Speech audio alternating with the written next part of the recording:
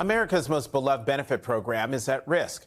President Trump took aim at Social Security Tuesday during his address to a joint session of Congress.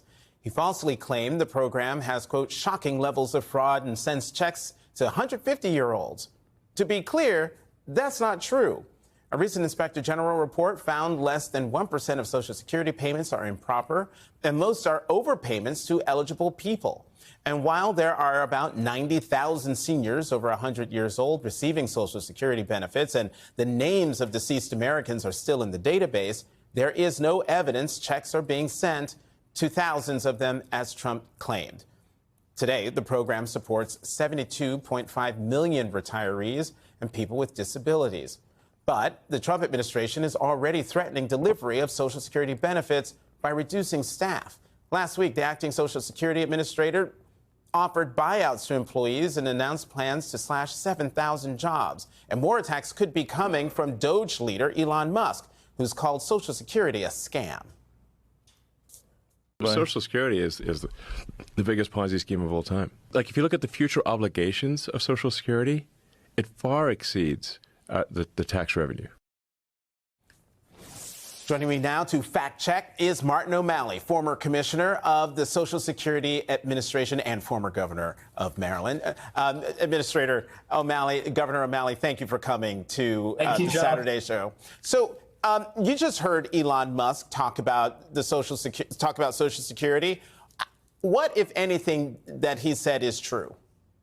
Well, very little, nothing, as far as I can tell. I mean, he was the one that initially started this falsehood about there being some zombie apocalypse and, millions and millions of people walking dead all over, the United States with Social Security money coming out of their cadaverous pockets. That was false. And then Donald Trump doubled down on it and said, no, they're not just 150-year-olds, they're 300 years old. Presumably, they came here for the founding of Jamestown.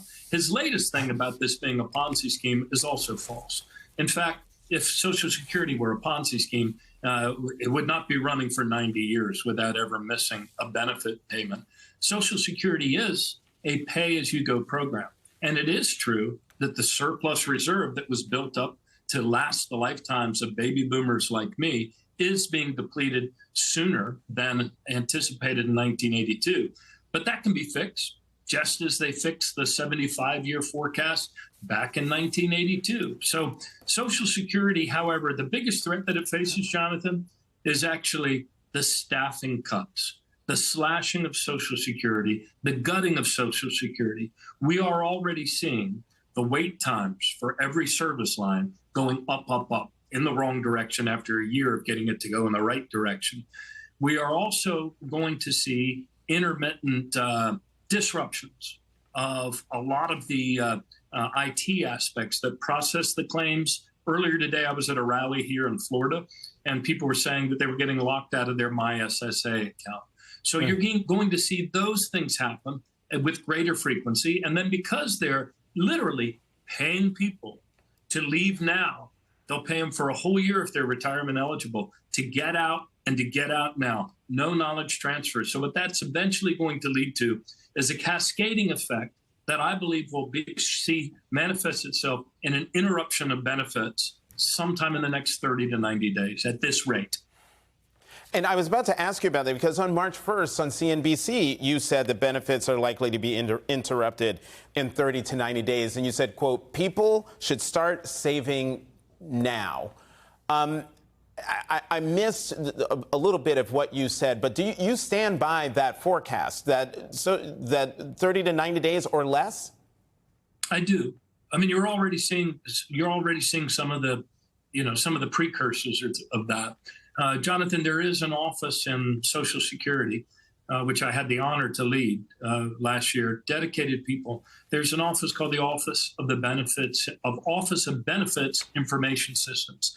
These are the people that make sure that complex, fragile IT system, which is based on a very old COBOL sort of foundation, they are the ones that make sure that the benefits go out. They are the ones that update the COLAs. The cost of living increases in October. They pull a week of all-nighters. But guess what? About 40% of them are retirement eligible, which means they're being told by the Musk Doge team at Social Security, we will pay you for the whole year if you leave right the heck now. And don't let the door hit your backside on the way out. That's irresponsible. If you did that in any IT company as the CEO, the board would fire you. These guys are wrecking the Social Security Administration. They are gutting it of staff, and they are driving its IT systems into a situation where you are going to see a total system collapse in the next 90 days ahead of us. And real quickly, Governor O'Malley, then will they have reaped the whirlwind? Because I'm old enough to remember when there was an issue with Social Security. I think it was back in the late 80s, early 90s, when retirees were climbing on cars of members of Congress protesting something that had happened to their benefits. Are we likely to see that from this generation's retirees? Well, if the crowds that I've been seeing down here, I've been in Florida today speaking at town halls around the Tampa area. I plan to come back. I believe that there is a popular public backlash coming that they don't even know yet. Just how what that backlash is going to be. People are very concerned. They are very zeroed in, and by the size of the crowds I see here, I think there will be that public backlash. Martin O'Malley, thank you very much for coming to the Saturday Show.